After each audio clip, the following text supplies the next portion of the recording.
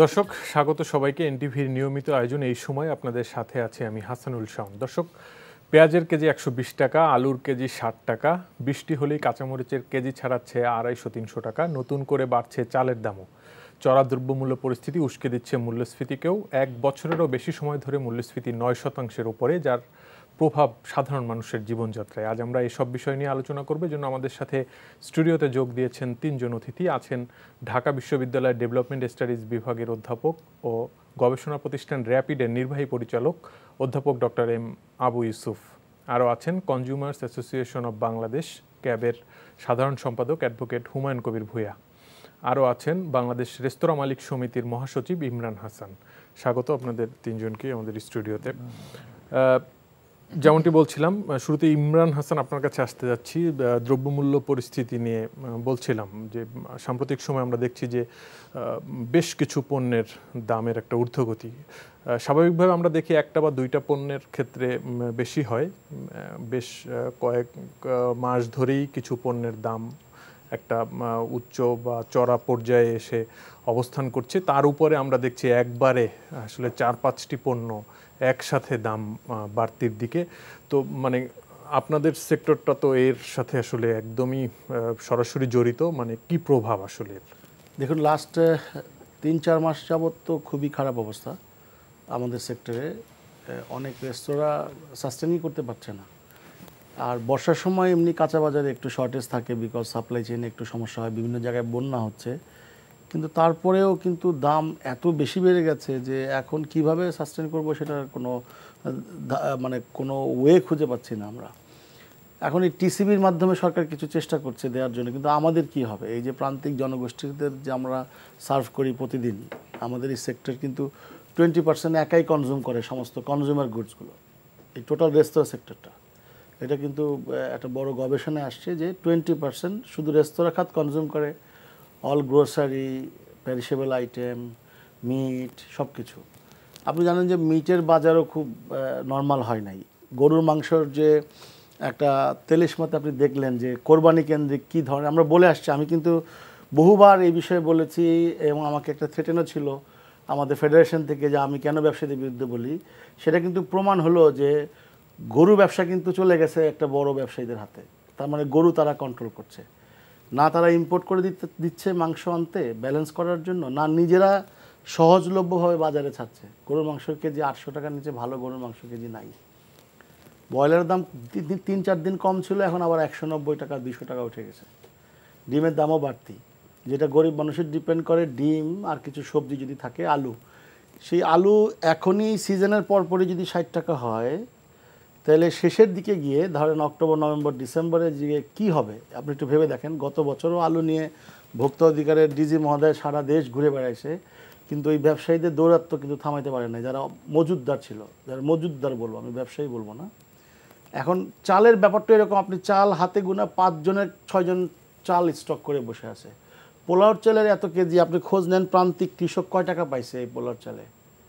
এই পোলার চাল প্যাকেটজাত করে কয়েকটা বড় গোষ্ঠী, যাদের লক্ষ কোটি টাকা আছে, 1000 কোটি টাকা এখন বলি না, তারা এই ব্যবসাটাও কুক্ষিগত করার জন্য তারা ব্যাংক থেকে হাজার হাজার কোটি টাকা লোন নেবে, তাদের কাছে আইডিয়াল মানিও আছে।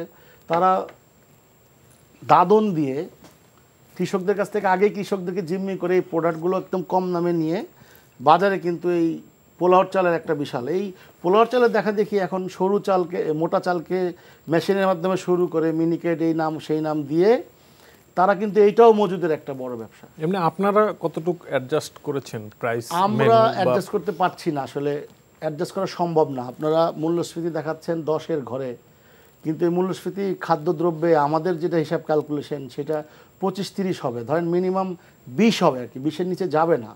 কিন্তু আমরা প্রাইস কত % বাড়াবো? আমাদের তো অলরেডি ওয়েজেস বেড়ে গেছে, কারণ আমাদের সেক্টর থেকে অনেক কর্মচারী চলে গেছে অন্য সেক্টরে, বিকজ আমরা অ্যাফোর্ড করতে পারছি না। কারণ আমাদের কর্মচারীদেরকে ফুড, অ্যাকোমোডেশন সব কিছু দিতে হয়, ওগুলি কিন্তু দেখা যায় না, থাকা খাওয়া সমস্ত কিছু আমাদের দিতে হয়। তারপরে আমাদের দক্ষ শ্রমিকের অনেক অভাব। যখনই আমরা পর্যাপ্ত ওয়েজেস দিতে না পারবো, সেক্টর অন্য জায়গায় দিন মজুরে চলে যাবে, বাইক চালাবে, চালাবে। তো বিষয়টা হচ্ছে যে আমাদের ওয়েজেস বেড়েছে, বিদ্যুতের দাম বেড়েছে বিশালভাবে। আপনি যারা লাস্ট মান্থে বিদ্যুৎ বিল পে করেছে আমার হিসাবে আমি 30 থেকে 35% বেশি বিদ্যুতের বিল দিয়েছি, শুনেছি কয়েকদিন পর পর আবার বাড়বে। গ্যাসের দাম তো বেড়েছেই, গ্যাসের কোনো গ্যাস নাই কানেকশনে, শুধু বাতাস আসে, বিল কিন্তু পুরোটাই দিতে হচ্ছে। আমরা চিঠি লিখেছি তিতাস গ্যাসে, সেটা গ্যাসের কোনো সমাধান এখন পর্যন্ত হয় নাই। আপনি পানির দামও বাড়িয়েছে, সেই ওয়াসার পানি কিন্তু বিশুদ্ধ হয় না এখন পর্যন্ত। এত বছর ধরে এই ওয়াসার এমডির ব্যাপারে বলে আসছে, সেই ব্যাপারে কেউ কোনো সিদ্ধান্ত নেয় নাই। কিন্তু ওয়াসার পানি কিন্তু আমাকে এই পানি ফুটিয়ে নিতে হচ্ছে, সেখানে কস্টিং বেশি এবং ওয়াসার দামও বেড়েছে দ্বিগুণ অলমোস্ট বলতে গেলে। আপনার কাছে আবার আসবো, আমরা একটু হুমায়ুন কবির ভূঁইয়ার কাছে যেতে চাই। আপনার কাছে একটু জানতে চাচ্ছি যে মানে কম আয়ের মানুষের কি অবস্থা? আপনারা তো ভোক্তাদের দিকটা দেখেন, এই চড়া দ্রব্যমূল্যের বাজারে তারা কেমন আছেন আসলে? হ্যাঁ, ধন্যবাদ আপনাকে। আপনি যে প্রশ্নটা করছেন, এটা যদি আমরা এক কথা বলতে চাই, তাহলে আমরা সাধারণ ভোক্তা যারা আর কি, তারা অনেক কষ্টে আছে। অনেকগুলি কথা আমাদের ইমরান ভাই বলছেন আর কি। তো আমি এখানে বলবো যেটা যে ব্যবসায়ীদের কথা আমরা বলতে চাচ্ছি না, ভালো ব্যবসায়ী আছে, তারা ভালো ব্যবসা করবে। কিন্তু এখন দেখা গেছে যে যেটা উনি চালের কথা বললেন নাকি, পোলার চাল আপনি 150 টাকার নিচে কোনো পোলার চাল নাকি। অথচ এখন দেখা গেছে এই পোলার চালের দাম এভাবে বাড়ার কারণে আমাদের মোটা চালটাকে করে কি মেশিনে, এক ধরনের মেশিন আছে, এটাতে তারা শুরু করে এটার মধ্যে তারা ওই দিয়ে দেয়, পাউডার দেয়, এবং তারা ওই কী বলবো, এটা পারফিউম ইউজ করে আর কি ওখানে, সেটাকে পোলার চাল বানিয়ে নিয়ে আসতেছে। এবং এইটাই খোলা বাজারে কিনতে গেলে আমরা যদি 130 টাকা কিনতে পারেন, একটা প্যাকেটজাত করতে গেলে 150 টাকা হয়। তো এই যে অবস্থাটা আর কি, এটার জন্য যেটা দরকার সরকার আর কি, আমরা যেটা মনে করি আর কি, তো প্রান্তিক পর্যায়ের যে মানুষ, কৃষক কিন্তু সেই দামটা পাচ্ছে না। আজকে আপনি 100 টাকার নিচে কোনো সবজি নেই আজকের বাজার, আমি সকালের বাজার যদি আমি বলি আর কি। তো এই যে এখানে অবস্থাটা, এটা কিন্তু প্রান্তিক পর্যায়ে যে কৃষক, যে কাঁচামরিচ তার জমি থেকে উঠে নিয়ে আসছে, অথবা যে বেগুন উঠে নিয়ে আসছে, সব পণ্য কিন্তু বাজারে কিন্তু আছে, কিন্তু দাম তার কমে না বাজারে। আমি প্রত্যেকটা আপনার কাস্টমার কিন্তু জিজ্ঞেস করেন আর কি, সে এই কথাটাই বলে যে আমি যে পণ্য কেনার জন্য বাজারে আসি, তার অর্ধেক আমি কিনতে পারি না বাজারে আসলে পরে। এই একটা অবস্থা চলছে। এবং এইটা দেখা গেছে বন্যা আছে, সাপ্লাই চেনে কিছুটা ডিস্টার্ব আছে সেইভাবে, কারণ পণ্যটা আসতে আমরা একটু সময় লাগে, ইত্যাদির কারণে পণ্যের দাম কিছুটা বাড়বে, এটা ঠিক আছে। কিন্তু যেভাবে বাড়ানো হয়েছে আর কি, এটা কিন্তু আমরা মনে করি যে কিছু অসাধু ব্যবসায়ীর, তাদের ওই যে অল্প সময়ের মধ্যে বেশি লাভ করার জায়গায় টেন্ডেন্সি, এটা কাজ করতেছে বলেই পণ্যের দাম এইভাবে বৃদ্ধি পেয়েছে।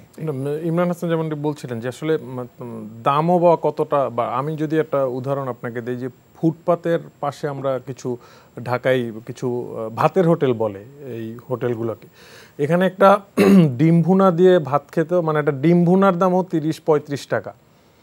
একজন ধরেন রিক্সা চালক, সে যদি একটা ডিম ভুনা দিয়ে এক প্লেট ভাত খায়, তার 50-60 টাকা হচ্ছে আলু ভর্তা ডিম ভুনা দিয়ে ভাত খেতেও খরচ আর কি। তো মানে আসলে কমায়ের মানুষ তাহলে খাবে কিভাবে? না, সেটা তো ধরেন আমরা যে ডিমের যে ব্যাপারটা আর কি, ডিম নিয়ে কিন্তু এটা ওই যে চাল নিয়ে চালবাজির কথা, এটাও একটা ডিমবাজি চলতেছে এখন। সেটা দেখা গেলো যে 180 টাকা পর্যন্ত 1 ডজন ডিমের দাম হয়ে গেলো, তারপরে কমতে কমতে কিছু আসলো 160 টাকা।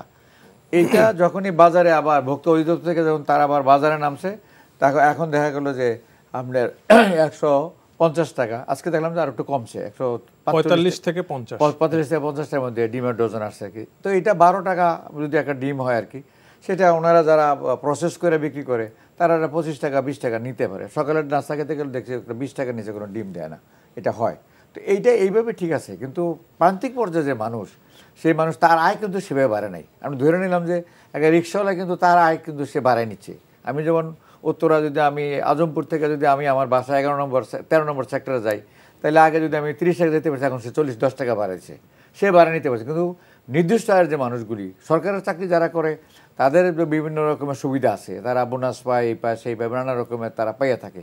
কিন্তু যারা প্রাইভেট কোম্পানিতে চাকরি করে, ওনার এখানে যে কাজ করে আর কি, উনি তো সেভাবে দিচ্ছে না। বা আরেকজন এখানে, বা আমার এখানে যারা কর্মচারী হিসেবে আমার আছে মনে করি, তারাও তো আমি সেভাবে বেতন বাড়াচ্ছি না, তারটা কিন্তু ফিক্সড হয়ে রয়েছে।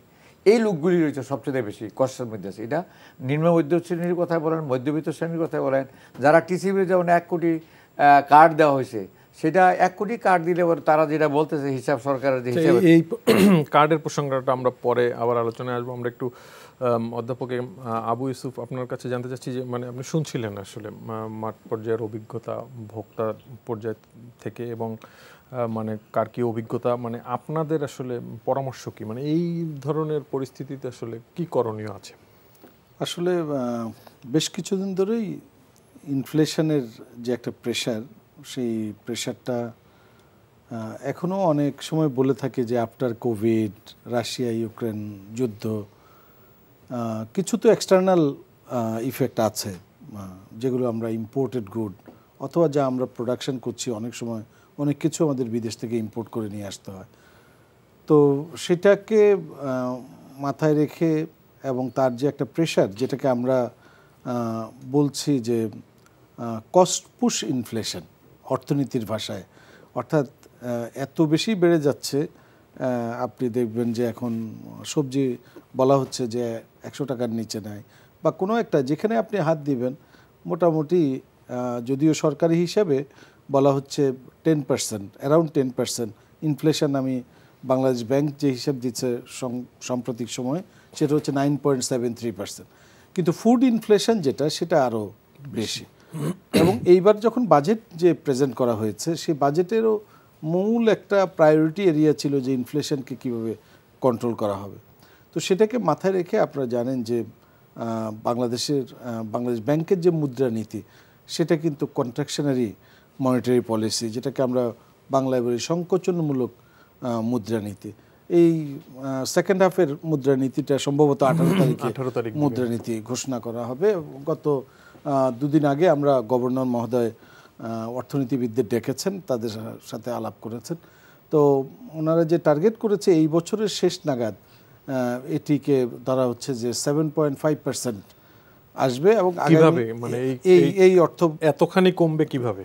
হ্যাঁ, তো যেহেতু মার্কেট বেসড ইন্টারেস্ট রেট যেহেতু বাড়ানো হয়েছে, মার্কেট বেসড, তারপরে মনিটারি পলিসি যেটি কন্ট্রাকশনারি মনিটারি পলিসি, চেষ্টা করা হচ্ছে যাতে কোনোভাবে টাকা না ছাপানো অর্থাৎ যেগুলো ইনফ্লেশনকে ত্বরান্বিত করে সেই কাজগুলো যাতে না করা। আসলে যেটা হয়, মনিটারি পলিসি বাংলাদেশ ব্যাংক অনেক দিন পরে হলেও, যেহেতু একসময় 9.6 ছিল, সেটি এখন মার্কেট বেসড ইন্টারেস্ট রেট, যেটা সবগুলো দেশই বাইরে এটাই অর্থনীতির চর্চা, যে ইনফ্লেশনকে কন্ট্রোল করার জন্য। কিন্তু বাংলাদেশে আপনি দেখবেন এবার বাজেটের মধ্যেও কিন্তু মাননীয় অর্থমন্ত্রী একটা কথা বলেছেন, যে সাপ্লাই চেইনের যে শৃঙ্খল, সেই সরবরাহ যে শৃঙ্খল, সেই শৃঙ্খলের মধ্যে ত্রুটি আছে। অর্থাৎ এই যে সাপ্লাই চেইন, যেটা ইমরান হাসান ভাই বললেন, যে এই সাপ্লাই চেইনটার আপনি দেখবেন যে কৃষি সম্প্রসারণ অধিদপ্তর অনেকগুলো প্রোডাক্টের, তারা দেখবেন একদম উৎপাদনকারী, তারপরে পাইকারি, তারপরে আড়তদার, তারপরে ভোক্তা পর্যন্ত তারা অ্যারাউন্ড 30%-এর মতো তারা প্রফিট ধরার পরেও দেখা যাচ্ছে 20 টাকার আলু কোনোভাবেই 40 টাকা 45 টাকার বেশি হওয়ার কথা না। তো সেই আলু 60 টাকা হয়ে যাচ্ছে। তার মানে এই যে বাড়তি যে মার্জিনটা, এই মার্জিনটা চলে যাচ্ছে একটা ইন্টারমিডিয়ারি গ্রুপ যারা আছে, উৎপাদনকারীও পাচ্ছে না, আর এন্ড কনজিউমার যারা ভোক্তা, তারা কিন্তু এই বাড়তি টাকাটা দিতে হচ্ছে। এই বাড়তি টাকাটা চলে যাচ্ছে হচ্ছে ইন্টারমিডিয়ারি গ্রুপসের কাছে। এই মধ্যস্বত্বভোগীদের বিরুদ্ধে তো আমরা মানে এরকম অভিযোগ অনেক দিন ধরেই শুনছি, তো তাদেরকে আসলে দমানো যাচ্ছে না কেন? এখন জন্ম সনদ দিয়ে খোলো বিকাশ স্টুডেন্ট অ্যাকাউন্ট, নিজের বিকাশ নিজে কর। ডক্টর এম আবু ইউসুফ, আপনি বলছিলেন মধ্যস্বত্বভোগীদের কথা, তো আমরা এই অভিযোগ তো দীর্ঘদিনের, আসলে এই জায়গাটা আমরা নিয়ন্ত্রণ করতে পারছি না কেন, নাকি আমরা নিয়ন্ত্রণ করতে চাচ্ছি না, কি মনে হয়? আসলে সম্মান, মানে উইথ ডিউ রেসপেক্ট টু আমাদের বাণিজ্যমন্ত্রী, এর আগের যিনি বাণিজ্যমন্ত্রী ছিলেন, উনি বলছিলেন যে তাদের হাত অনেক লম্বা, বা এগুলো সিন্ডিকেটে হাত দেওয়া যাবে না, সিন্ডিকেটে হাত দেওয়াটা খুব কঠিন। তো সেই জায়গাটা আসলে অবশ্যই সবাই জানে যে কারা করছে, ওনারা যারা ব্যবসা করছেন ওনারাও কিন্তু জানেন যে কারা এই মার্কেটটাকে কন্ট্রোল করছেন। আপনি জাস্ট উদাহরণস্বরূপ এই যে ডিমের বাজারে এক সময় অস্থিরতা ছিল, তখন 4টা বড় বড় কোম্পানিকে ডাকা হয়েছিল আপনার সরকারের পক্ষ থেকে। ডাকার পরে দেখা গেছে পরের দিনই বাজারে দাম কমে গেছে। তো একদিনে তো কোনো ম্যাজিক হওয়ার কথা না। তার মানে এইখানে ডিমের বাজারের মজার বিষয় হচ্ছে মানে এসএমএস সিন্ডিকেট, ভোর রাতে এসএমএস যায়, ওটার উপরে পরের দিনের দাম ডিপেন্ড করে পাইকারি বাজারে। এটা সরকার, অবশ্যই সরকারের হাত তো অনেক বড়। সরকার যদি স্ট্রং পলিটিক্যাল উইল থাকে এবং বাজার যদি ব্যবস্থাপনা থাকে, এখন বাজার যদি মনিটর করা হয়, তাহলে কিন্তু অবশ্যই এই যে মধ্যস্বত্বভোগীরা যে বেনিফিটটা নিচ্ছে, এখন তারা কারা? এখন তারা নিজেরাও যদি মনে করেন তারা ক্ষমতার কাছাকাছি থাকে বা কোনো না কোনোভাবে সম্পৃক্ত থাকে, তাহলে তো তাদেরকে আসলে এই চিহ্নিত করার ফলেও তাদেরকে প্রতিরোধ করাটা কঠিন। তো সেই জায়গাটা আমি মনে করি যে আমাদের এখানে গভর্নেন্স অথবা বাজার ব্যবস্থাপনার আসলে সমস্যা। আমাদের যে এটা খুব সহজ, আপনি যদি কতগুলো পণ্য, খুব বেশি পণ্য না, সাধারণ মানুষ যে ব্যবহার করে, তো আপনি যদি দেখেন যে আসলে আমার কতটুকু চাহিদা বছরের, কতটুকু আমি উৎপাদন করছি, কতটুকু আমার বিদেশ থেকে আনতে হচ্ছে, যেমন পেঁয়াজ আমাদের কিছু এক্সটার্নাল থেকে আনতে হয়, তাহলে আপনি যদি আগে থেকে এই প্রস্তুতিটা নিতে পারেন যে আমার একটা তো হচ্ছে আমার নিজস্ব উৎপাদন বাড়াতে হবে, এর কোনো বিকল্প নেই। এক্সটার্নাল ফ্যাক্টরস তো থাকে, যেমন পেঁয়াজের ক্ষেত্রে এবার আমদানি মূল্য অনেক বেশি পড়ে যাচ্ছে, ভারতে বন্যা হচ্ছে, ওরা ডিউটি, এক্সট্রা ডিউটি আরোপ করছে, দামও বেশি। এই ক্ষেত্রে তো কিছু করার নাই, ইম্পোর্ট করা পেঁয়াজের দাম দেশি পেঁয়াজের কাছাকাছি পড়ে যাচ্ছে। আসলে নিজস্ব সক্ষমতা বাড়ানোর কোনো বিকল্প নেই। কিছু কিছু নিত্য প্রয়োজনীয় পণ্যের ক্ষেত্রে আপনি এক্সটার্নাল কারো উপর ডিপেন্ড হতে পারেন না। ডিপেন্ডেন্ট হলেই কিন্তু তখন, কারণ যাদের উপর আপনি ডিপেন্ডেন্ট তাদেরও দেখা যাচ্ছে তারা নিজস্ব স্বার্থ করে তো আপনাকে দিবে না। তো সেই জন্য নিজস্ব উৎপাদন যদি আমরা বাড়াতে পারি তাহলেই কিন্তু এটি সম্ভব। অথবা আমরা যদি আগে থেকে এক্সপ্লোর করি যে আমার কতটুকু ডিমান্ড আছে, কতটুকু আমার ঘাটতি আছে, কতটুকু আমার নিতে হবে, এবং তার জন্য আগে থেকে যদি প্রস্তুতি নিতে পারি, কারণ অল্টারনেটিভ সোর্সিং কোথায় কোথায় আছে সেগুলো যদি আমরা যথেষ্ট হোমওয়ার্ক করে যদি করতে পারি, তাহলে এই বাজারে প্লাস হচ্ছে তার রিফ্লেকশনটা বাজারে হচ্ছে কিনা। কারণ অনেক সময় আমরা দেখি অনেক ইম্পোর্টেড প্রোডাক্টও ট্যারিফ রেশনালাইজ করার পরেও বাজারে কিন্তু দাম কমে না, তার মানে এখানে কিন্তু সাপ্লাই চেইনে এক ধরনের সমস্যা আছে। তো সেই জায়গাটা আমাদেরকে দূর করতে হবে। জি, হুমায়ুন কবির ভূঁইয়া, আসলে বাজার ব্যবস্থাপনায় কি দুর্বলতা দেখবেন, বা সিন্ডিকেট নিয়ে বা কি বলবেন? সিন্ডিকেট নিয়ে তো আগের বাণিজ্য মন্ত্রী নিজেই বলছেন যে সিন্ডিকেট আছে, এটা ধরা যাবে না, এরকম কথা মন্ত্রী নিজেই বলছেন আর কি। তো এখনকার যিনি বাণিজ্য মন্ত্রী আছেন উনি কিন্তু গতকালকে একটা বলছেন যে আমাদের পেঁয়াজ আর আলু তারা ইম্পোর্ট করতে পারবে এবং যে কোনো ব্যবসায়ী যে কোনো দেশ থেকে আনতে পারবে। এই যে এটা আর কি, এটা কিন্তু এখন আবার পারমিশন নিতে হচ্ছে ওনাকে আমাদের কৃষি মন্ত্রণালয় থেকে। আমাদের প্রশ্ন হলো বাণিজ্য মন্ত্রণালয় যদি তারাই করে আর কি সেটা, তো তাকে এই ক্ষমতাটা কেন দেওয়া হয় না যে না এটা যখনই প্রয়োজন তার কি চাহিদা লাগবে সেটা বলবে, বাণিজ্য মন্ত্রী সেটা ইম্পোর্টের ব্যবস্থা করবে। এই সময় ক্ষেপণটা কিন্তু ব্যবসায়ীরা এই সুযোগটা নেয়। যেমন এখন ওনাকে পারমিশন আনতে হয়েছে যে পেঁয়াজ এবং আলু আনা যাবে কিনা, তারা আনতে পারে, তারা করতে পারে ওই চিনি আর জোরানো অনেক কিছু, এই যে চিনি অথবা সোয়াবিন তেল এটা করতে হয়। আমরা যেটা মনে করি এটা ক্যাবের থেকে আমরা অনেক আগে দাবি করছিলাম যে এই যে মন্ত্রণালয় খাদ্যমন্ত্রীর কাছ থেকে পারমিশন আনতে হবে যে আপনি খাদ্য আনবো কিনা, চাল আনবো কিনা, আবার কৃষি মন্ত্রণালয় থেকে পারমিশন নিতে হবে আলু আনবো কিনা, তারপর আবার গরু মাংস আনবো কিনা, আবার এটা মৎস্য প্রাণী সম্পদ মন্ত্রী। এইগুলি আমরা বলছিলাম যে এই যে সময় ক্ষেপণ আর কি, এই সময় ক্ষেপণের মধ্যে একটা গ্যাপ তৈরি হয়। এই গ্যাপের কারণে দেখা গেছে যে ভোক্তারা এখানে সাফার করে, পণ্যের দাম বাড়ে এবং এক শ্রেণীর ব্যবসায়ী, তারা ব্যবসায়ী না, ওনার কথার সাথে যদি আমি একমত তারা মজুদদার, তারা কোনো সাধু ব্যবসায়ী না, তারা এখানে মজুদটা করে। এবং ওই যে মধ্যস্বত্বভোগী যেটা করছে, এটা কারা মধ্যস্বত্বভোগী এটা কিন্তু সরকারের লোক জানে, সরকার জানে, এবং সরকারের মধ্যেও কিন্তু কিছু লোকজন আছে যারা দুর্নীতির সাথে জড়িত, তারা এই অসাধু ব্যবসায়ীদের সাথে তারা সহযোগিতা করে, যার জন্য মধ্যস্বত্বভোগীরা পারা যাবে না কেন। আপনি কারণ বাজারেই মন্ত্রী নিজেই বলছেন আর কি, দেখা গেছে যে 3 ট্রাকের মধ্যে একটা পণ্য 3 বার বেচা কেনা হয়ে যায়। যারা 1 ঘন্টার মধ্যে 2 ঘন্টার মধ্যে বেচা কেনাটা শেষ হয়, তারা একটা দাম উঠিয়ে দেওয়া যায়, তারপরে এটা আসে আবার আড়তদারের কাছে, আড়তদার এটা দেয়, আবার এইটাতে আবার নেওয়া ব্যাপারে কিনে নেওয়া যায়, নিয়ে আবার যারা খুচরা বিক্রেতা তারা বিক্রি করে, আমরা যারা ভোক্তা আমরা কিন্তু কিনে নিয়ে আসি। এইভাবে পণ্যের দামটা বাড়ে।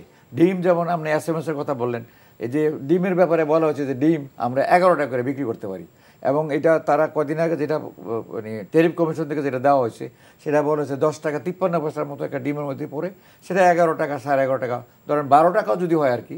ভোক্তা অধিদপ্তর থেকে বলা হয়েছে, শেষ পর্যন্ত আমরা মিটিংয়ে ছিলাম, বলছে 145 থেকে 150 টাকা যদি ডিমের ডজন হয় তাহলে এটা এই জন্য আমরা মনে করি, কিন্তু তা তো হচ্ছে না।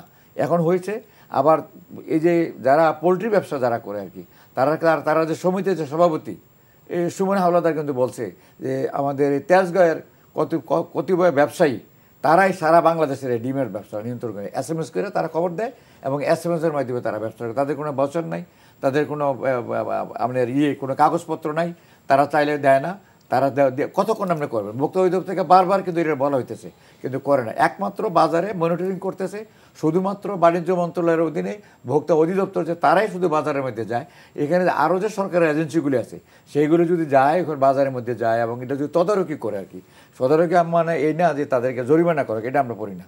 যারা অপরাধ করে তাদেরকে দৃষ্টান্তমূলক শাস্তির আওতায় আনতে হবে, আর যারা অপরাধ করে না তাদেরকে, যেমন আমরা 600 টাকা 580 টাকা যেটা জন্য খলিল মাংস বিক্রি করছে, ভোক্তা অধিদপ্তর থেকে তারা পুরস্কৃত করছে। তারপর আবার ইয়াতে মিঠামইনের কিশোরগঞ্জের একজনে রমজান মাসে সে 20 টাকা করে সে প্রতি লিটার দুধ দিচ্ছে, প্রত্যেকটা হাফ লিটার করে দিচ্ছে, এবং সে বলছে 1 মাস আমি লাভ করবো না। এই যে মাংসের কথা যেটা ইমরান ভাই বললেন আর কি, মাংস আমাদের 26 লক্ষ টাকা দিয়া যে গরু বিক্রি হয়, এই গরু তো আমাদের দরকার নাই, এই গরু আমাদের দরকার নেই। তো মাংস বাইরে থেকে আনলে পরে আবার কেউ আছে, এটা একজন, যেমন ওই দিনে আমি একটা মিটিংয়ে বসছিলাম, উনি বললেন নিরাপদ খাদ্য কর্তৃপক্ষের মিটিংয়ের মধ্যে বলতেছে মাংসের কথা বলা হইলো যে মাংস যদি আনা হয় আর কি, তাহলে আমাদের দেশে 400 টাকা মাংস বিক্রি করতে পারে। একজনের মাঝখানে বললো কি, স্যার এই যে মাংস আসবে এটার মধ্যে স্যার আমাদের একটা আপত্তি আছে। কি আপত্তিটা?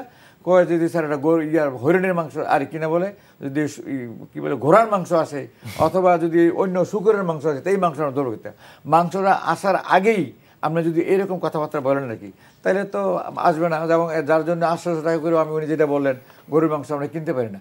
এই সবগুলি কিন্তু সরকার যদি তার সকল এজেন্সি যদি অ্যাক্টিভ হয় আর কি, আমরা মনে করি, তাইলে এটা পণ্যের দাম যেভাবে বাড়ছে, যেভাবে পায়রা ভক্তদের কাছে যাচ্ছে, সেটা সেভাবে যাওয়ার কথা না।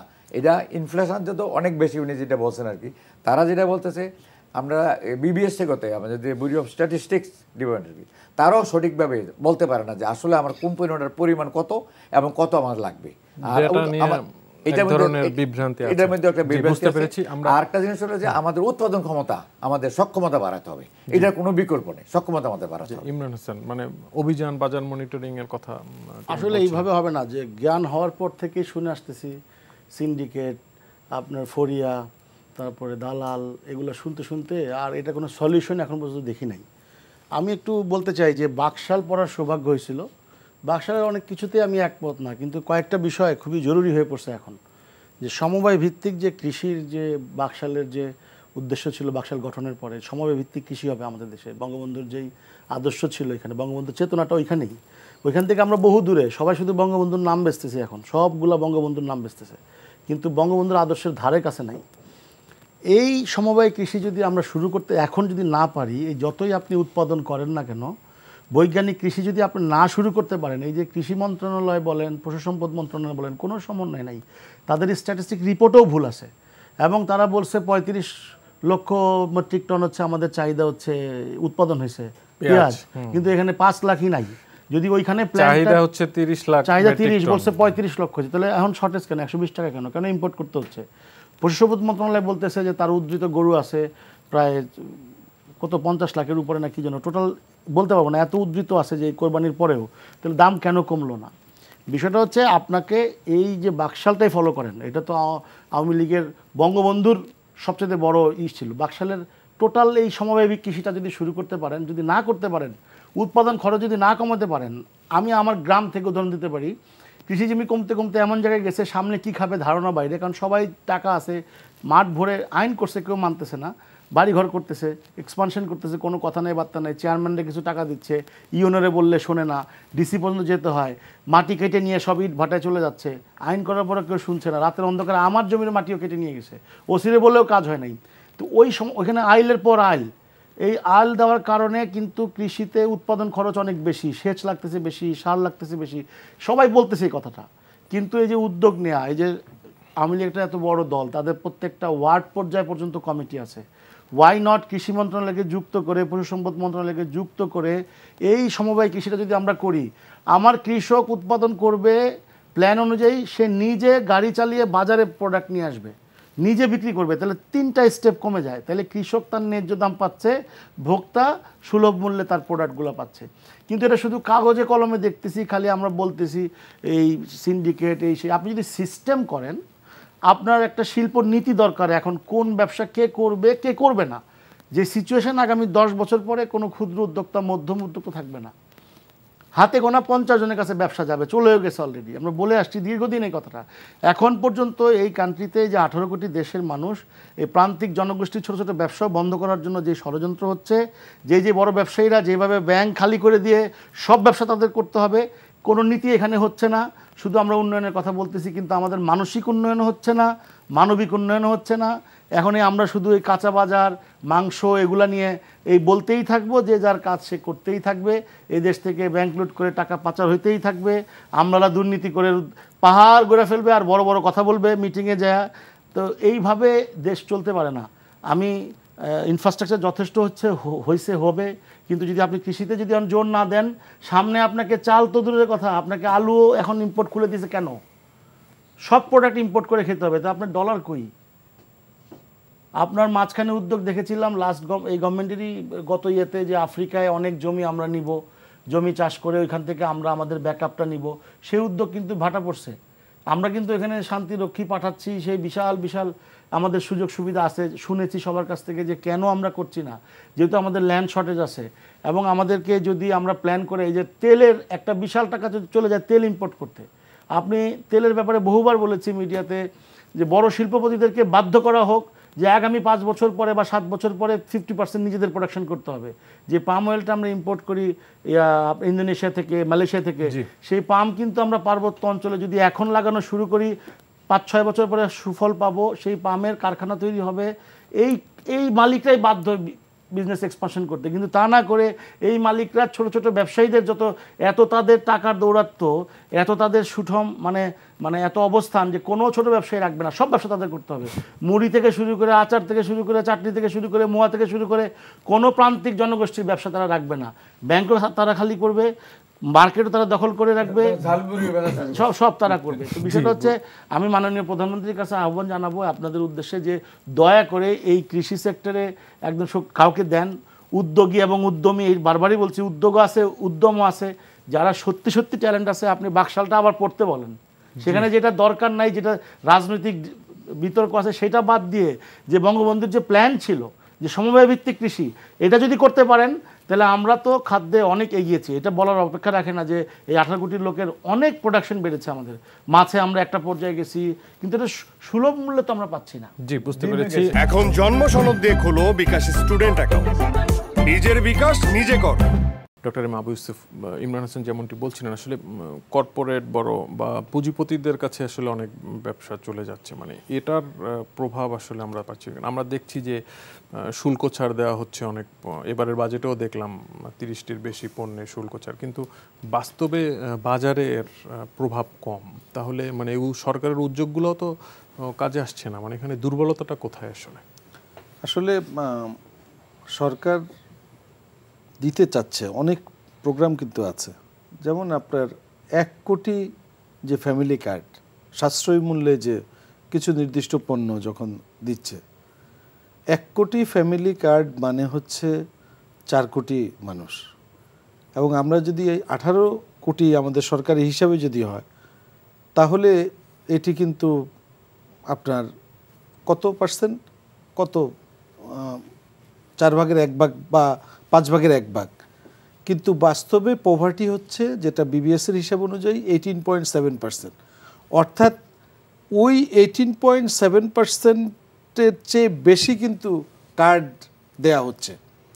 তার মানে এটি বোঝাচ্ছে এখানে এক ধরনের ইনক্লুশন এরর আছে, অর্থাৎ যারা পাওয়ার যোগ্য না তারা সেখানে কিন্তু পাচ্ছে। তাহলে তার মানে কি? মানে হচ্ছে এই যে এখানে একটা গভর্নেন্স প্রবলেম আছে। সরকারের অনেক কিছু, আমি মাননীয় মন্ত্রীকে, তৎকালীন অর্থমন্ত্রীকে বলতে শুনেছি যে জনগণ ভ্যাট দেয়, কিন্তু সরকার সেই সরকারের খাতে যায়, মানে সেটা পায় না। স্বয়ং অর্থমন্ত্রী যদি এই কথা বলে, তার মানে প্রবলেম আসলে কোন জায়গায় সেটা কিন্তু জানে, কিন্তু সেই প্রবলেমটা আমরা কতটুকু দূর করতে চাই সেটি সম্পূর্ণ হচ্ছে গভর্নেন্সের উপর।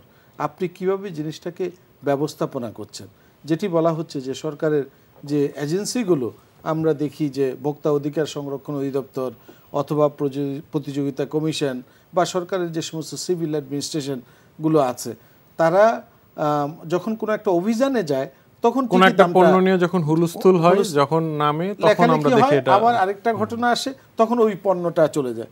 তার মানে সবচেয়ে বড় চ্যালেঞ্জ যেটা বাংলাদেশের, যেটাকে আমরা বলছি ইফেক্টিভ ইনস্টিটিউশনস কি রুলস ওভার গেম, অর্থাৎ এই যে রুলস ওভার গেম এবং এটার ইমপ্লিমেন্টেশনটা, আপনার যে রুলসটা আছে সেটার ইমপ্লিমেন্টেশনটা হচ্ছে না, এই জায়গার মধ্যে একটা গ্যাপ আছে।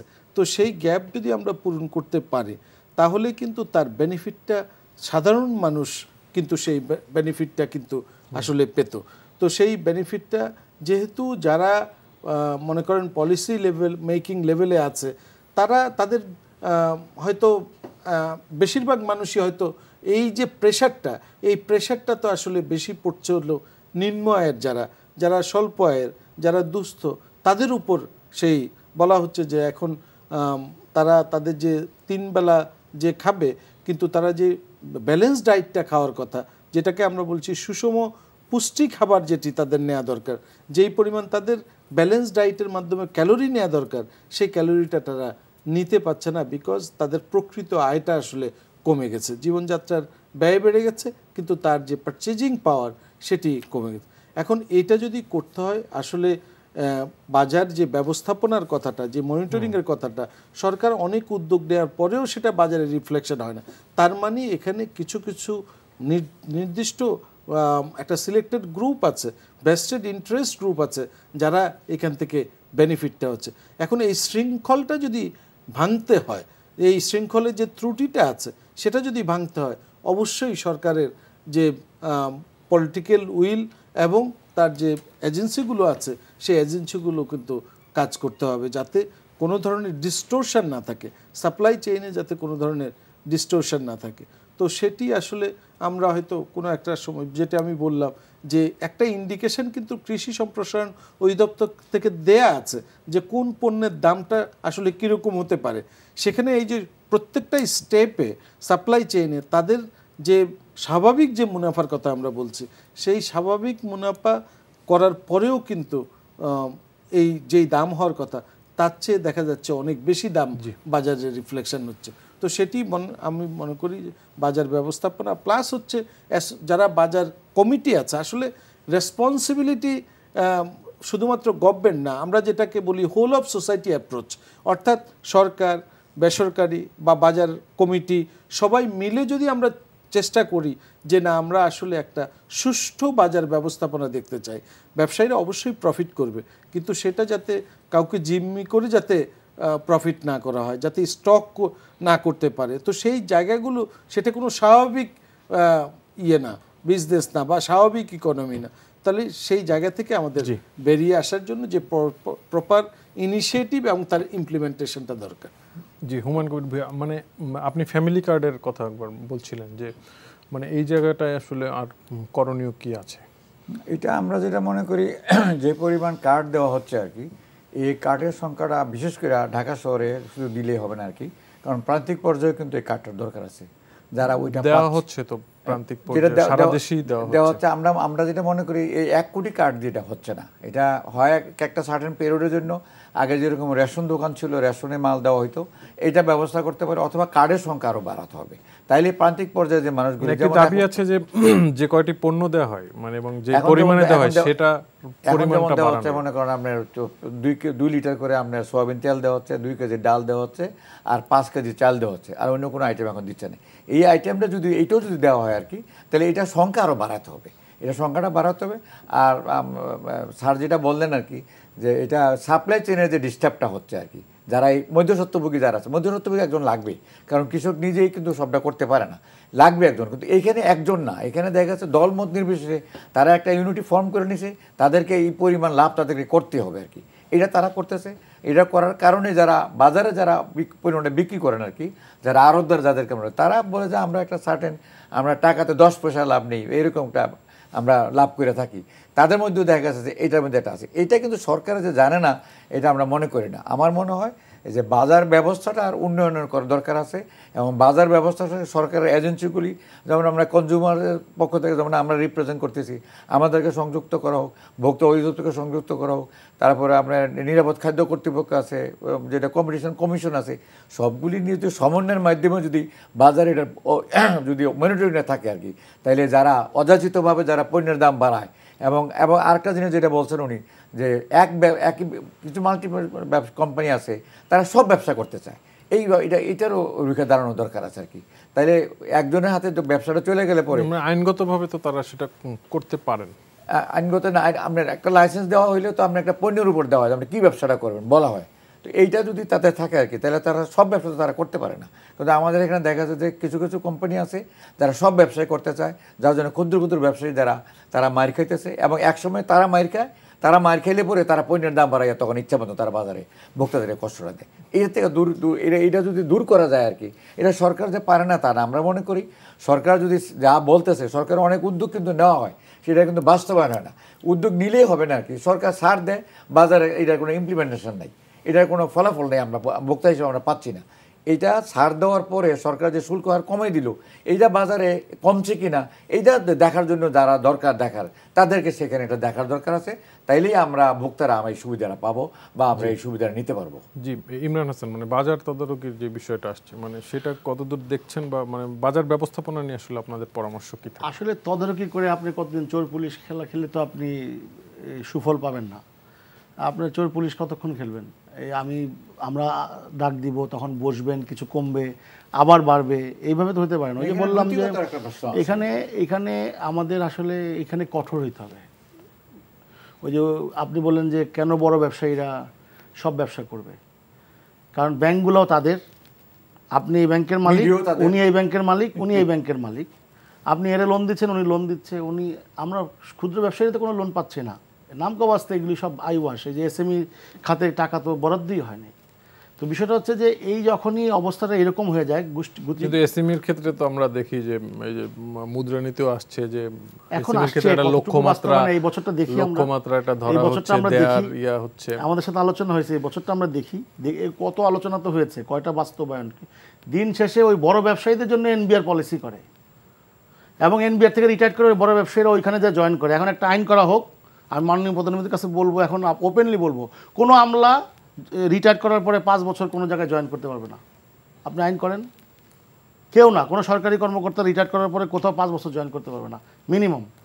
আর এখন সবার আয়ের হিসাবটা নেন, দুর্নীতি একটা বড় ফ্যাক্টর এখানে। আপনি যখন দুর্নীতি করবেন, আপনি আরেকজনকে শাসন করতে পারবেন না। আপনি সিস্টেম করছেন, বাধ্য হয়ে আমাকেও কিছু দুর্নীতি করতে হয়, এমন সিস্টেম আপনি করে রাখছেন। সেই সিস্টেম যখন আমাদের সাথে কথা বলে এটা একটা জটিলতা, আমরা কেমনে সমাধান করব। উনি যখন রিটায়ার করে যায়, উনিও পদে পদে ভোগে, না আসলে অনেক কিছু করার ছিল, করা হয় নাই। এই হচ্ছে মেন্টালিটি। আগে আমাদের টোটাল মেন্টালিটি চেঞ্জ করতে হবে। এটা শুধু রাজনৈতিক দলকে দোষ দিয়ে লাভ হবে না। ক্ষমতায় থাকার জন্য প্রত্যেকটা দলই কোনো না কোনোভাবে ছাড় দিয়ে আজকে আমলাদেরকে এত অধ্যত্বপূর্ণ এই জায়গায় নিয়ে আসছে। কোনো পলিটিশিয়ানদের কোনো মুভমেন্ট ওইভাবে দেখি না, যে কোনো কিছু না আওয়াজ তুলতে দেখি না। কোনো আপনি যদি সমালোচনা করেন, মনে করেন এ তো সরকারের শত্রু, এ তো বিএনপি করে বা জামাত করে। আপনাকে আপনার প্রবলেমগুলো নিজেই আইডেন্টিফাই করতে হবে, দিস ইজ আওয়ার প্রবলেম, এটা সলভ করতে হবে। মন্ত্রণালয়গুলো একটা মিটিং ডাকলে সমন্বয়ের কত অভাব আপনি চিন্তাই করতে পারবেন না। আপনি ঢাকায় কি যানজট কমছে? কোনো কিছুই কমে না। এই যানজটের সাথেও কিন্তু একটা ট্রান্সপোর্টেশন কস্ট একটা বিরাট ফ্যাক্টর আপনার ইয়েতে, আমাদের ব্যবসা এই সাপ্লাই চেনে। তো ট্রান্সপোর্টেশনের প্রত্যেকটা জায়গায় চাঁদাবাজি কি বন্ধ হয়েছে এটা সবাই জানে। বললাম তো, জ্ঞান হওয়ার পর থেকে দেখে আসতেছি যে কি করে চাঁদাবাজি হয়, কি করে রাস্তার নেতা প্রাডো গাড়ি চালায় এখন। তো বিষয়টা চোখে দেখা, তো সবাই দেখে। আপনার পাশে যে দুর্নীতিবাজ লোকটা থাকে, সে কি করে তার ছেলেরে ভালো স্কুলে পড়ায় এই 50,000 টাকা বেতনে, আপনি তো আঙুল তুলেন নাই কখনো। আপনি কি করে সমাজের এই মসজিদের প্রথম কাতারে এই দুর্নীতিবাজগুলো বসে আবার সবক দেয় সৎপথের কথা, সেটা তো বলেন নাই। তো সমস্যা সমাজের এই অবক্ষয়গুলো, অনেক উন্নয়ন হয়েছে, এটা সত্যি, নো ডাউট অ্যাবাউট ইট। কিন্তু এখন প্রবলেম হচ্ছে যে আপনি মানবিক মানুষ কোথায় পাবেন, আপনি সৎ মানুষ কোথায় পাবেন? আপনি যেখানে হাত দিচ্ছেন সেখানেই প্রবলেম। এখন সময় আসছে এটার একটা যুদ্ধ ঘোষণা করার। মাননীয় প্রধানমন্ত্রী আজকে বলছেন সংবাদ সম্মেলনে জিরো টলারেন্স দুর্নীতি নিয়ে, তো আমরা দেখতে চাই ওনার ঘর থেকে শুরু করা হোক। কিছু উদ্যোগ তো আমরা সাম্প্রতিক সময়ে, হ্যাঁ, আমরা ব্যাপকভাবে দেখতে চাই। আপনাকে একটা এক্সাম্পল দেই, এটাকে আমরা ধন্যবাদ। খুব দুঃখ লাগতেছে যে এটা যদিও ঠিক না, আমি এটার পক্ষে না। বেনজির সাহেব চলে গেছে, তার টিকিটাও ধরতে পারে নাই, তার পুকুর থেকে কিছু মাছ ধরছে, পুলিশ ধরে তাড়াতাড়ি চালান করে দিছে। ওই মাছ কেন ধরলো? হয়তো সে অভুক্ত ছিল। তো সমাজের বৈষম্যটা এইরকম। আমি ওইটার পক্ষে না, চুরি করছে কিনা সেটার পক্ষে না, কিন্তু পুলিশ যেখানে তৎপর ছিল এখানে, সেটা পুলিশের উচিত ছিল বেনজিরকে আটকানো। জি, তো এইরকম কত শত শত লোক আছে, আপনি প্রকাশ পেতেই থাকবে, একটার পর একটা চাপা পড়ে যাবে, একটার পর একটা চাপা পড়ে যাবে, তারা পার পেয়ে যাবে। দেশের সম্পদ কিছু জব্দ করলেন, বিদেশের সম্পদ আত্মীয় স্বজনের কাছে যা রাখা হয়েছে, বন্ধুদের কাছে যা রাখছে, সেটা কোথায় পাবেন? আপনাকে বিদেশে বিদেশে টাকার জন্য ঘুরতে হচ্ছে, অথচ আপনার আশেপাশে সব দুর্নীতিবাজরা। এগুলি আটকান, দেখবেন যে 5 বছরের বাজেট হয়ে যাবে আপনার কাছে। জি, আসলে আমাদের হাতে আর সময় নেই। আপনাদের তিনজনকেই ধন্যবাদ স্টুডিওতে এসে গুরুত্বপূর্ণ আলোচনায় অংশ নেওয়ার জন্য। দর্শক, আজ এখানেই শেষ করছি। আমাদের এই অনুষ্ঠানটি পুনরায় দেখতে ভিজিট করুন এনটিভির অনলাইন www.ntvbd.com এই ঠিকানায়। সবাই ভালো থাকুন, সুস্থ থাকুন। ধন্যবাদ সবাইকে, শুভরাত্রি।